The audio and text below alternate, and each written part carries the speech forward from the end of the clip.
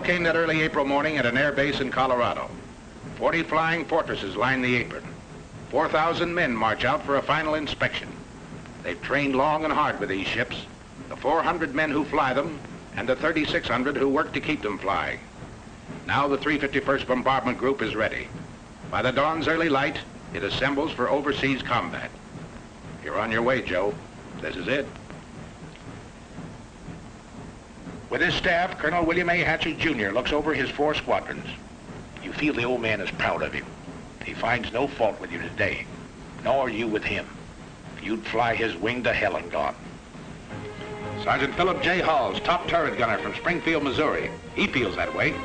So does his pal Kenny, Sergeant Kenneth L. Halls, ball turret gunner from Perkins, Oklahoma. Related? No. They think they might have been several generations ago back in Germany, but now, just 2 guys with the same uncle, Sam. Meet their pilot, Lieutenant Theodore Argyropoulos of Redding, California. Argy's brother is in the Air Corps, too. Their dad was born in Greece. Yes, the Greeks have a word for it. Fight. Their bombardier, Lieutenant Daniel F. Stevens of Chicago. He can bat 1,000 with a Norton bomb sight. Sergeant Paul J. Posty, ball turret gunner. His dad came from Italy. Paul was formerly a pastry cook. He's got 1 brother in the Navy. Another, a Marine, missing in action. Here's Sergeant Tim Tutchet, tail gunner from Mariana Lake, New Mexico. On the reservation, they named him Aki. That means boy in Navajo. Uncle Sam's boy, too. A few last-minute instructions, and we're off. The compass points northeast. Take another look down there. That's your part of the earth. Out of that desert, those mountains, those fields has grown the American way of life. What you're fighting for. You remember the Colonel's quiet words? Men, the enemy has asked for it. Let him have it. Seek no quarter, nor give any beyond reason. Be firm, be just, and Godspeed you all. 8.5 hours out of Newfoundland, another sunrise. It's rising out of the red of battle, this sun. But 40 more B-17s, 3 minutes apart, have roared across the Atlantic night. The Irish coast looks up to say, top of the morning. And a lake in the Ulster Highlands gives the navigator a checkpoint. Off the Scottish coast, Dernya Craig is a signal for right rudder south, across the English Midlands. Pilots are impatient with lack of sleep. Head up, boy, pour on the coal, let's get there.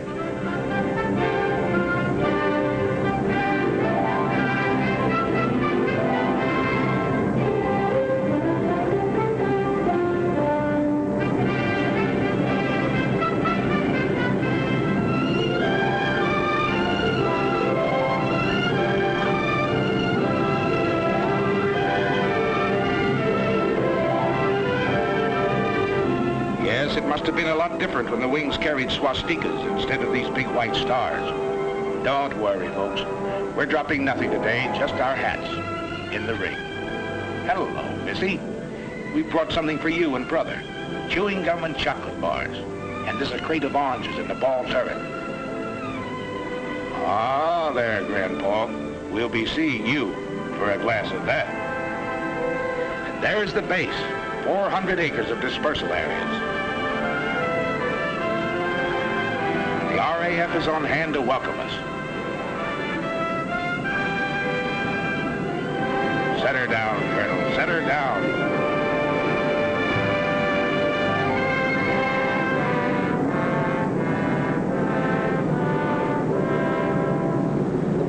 The 351st becomes part of the 8th Air Force. We've reached the battlefront. The combat crews move into English barracks.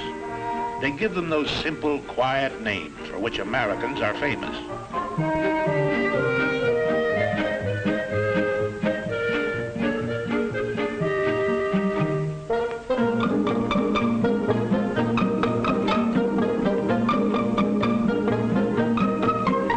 Two weeks later, the ground crews arrive.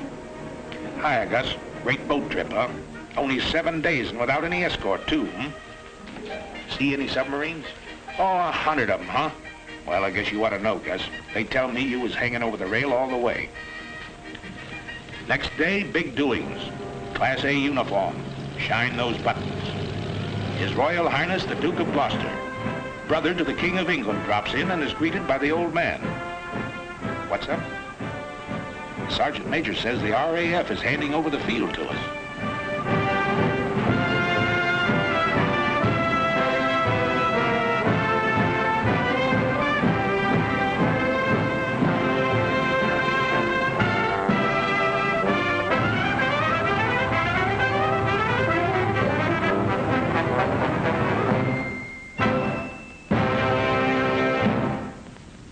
On behalf of the Air Ministry, I hand over this aerodrome complete with buildings and equipment for your safekeeping. It gives me great pleasure to accept this station on behalf of the United States Army Air Forces.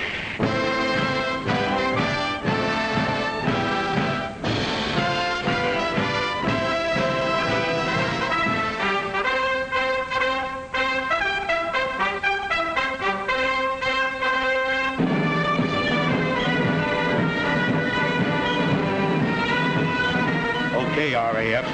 If we can fit your boots, we'll walk it straight, brother.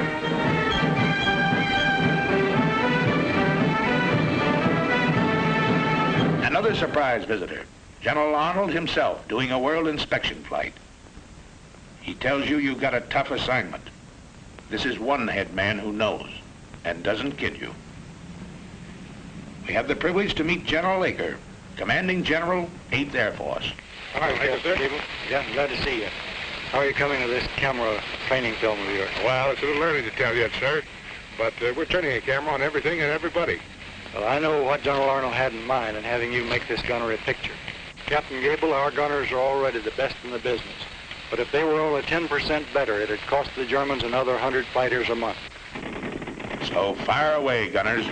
Plenty more practice before that first mission. His sleeve is a forked wolf. Track him. If you don't, he might get you, and you might have to bail out. Over the channel, perhaps. But if you do, a Spitfire of the Air Sea Rescue Service is bound to spot you. A stubborn, tough gang, this outfit. They'll go after you any time, any place. They picked up men 3 miles off the French coast with Heine defense batteries screaming, "No, you don't." Their answer is always, "Sorry, old boy, we will."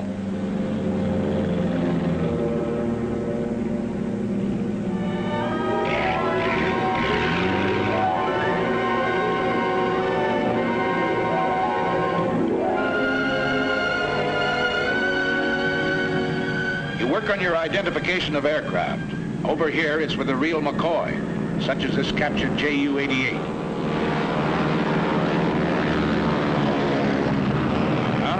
There it is, everything up forward, punched under the nose. But the Canadian pilot says it's a sweet flying ship. Yes, sir, a dangerous all-purpose aircraft. Or the Heinkel 111K. He's a bad hombre, but he makes good airplanes, gentlemen. These will be a happy sight in days to come. Your fighter escort, that big barrel nose job, circled in white, your own American P-47, the Thunderbolt, side by side with a graceful spit. These are what you don't shoot at. You hear daily lectures on security given by Major Scott, your Scotch-born intelligence officer. Let's stop kidding ourselves. This flying field is only 20 minutes from the battlefront. The dumb spies have all been shot. The smart ones are still living. And you may run into one of them tonight at the Red Lion pub. And if you go to the pub, remember, £1 is not $1, but $4. And that equals 20 shillings. 1 shilling equals 12 pennies, which equals 20 cents. 1 English penny equals 2 American pennies. And don't throw your pennies around. Major, seems to me the paper in this crown is not very durable. What do you mean durable? I've had this one for 20 years.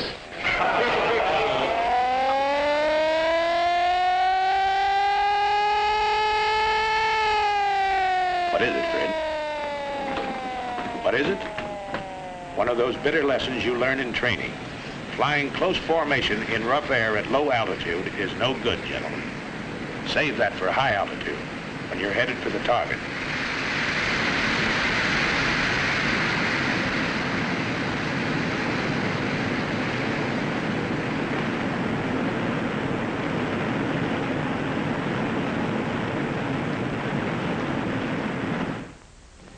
Next morning, we crawl out of the sack to find Britishers on the field again. Big Halifax bombers that had blasted Berlin during the night. Their own field was closed in by weather, so they dropped in on us for breakfast. Say, Percy, how's the yak-yak over there? Rough? Oh, not half bad, Yank. Well, cheerio, lads. Thanks for the ham and eggs. So long, Percy, old boy. We'll be finding out for ourselves one of these days.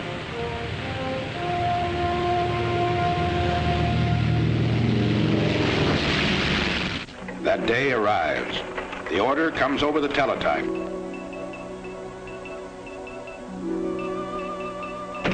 The communications clerk carries it to Colonel Milton, operations officer. To Colonel Burns, deputy commander. The old man is on the phone. Then in the briefing room. I'm summarizing.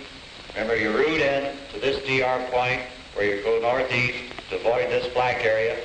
P-47s will escort you to about this point on the way in, and Spit 9s will meet you about here on the way out and escort you all the way home. And now the weather officer. Weather's plenty important.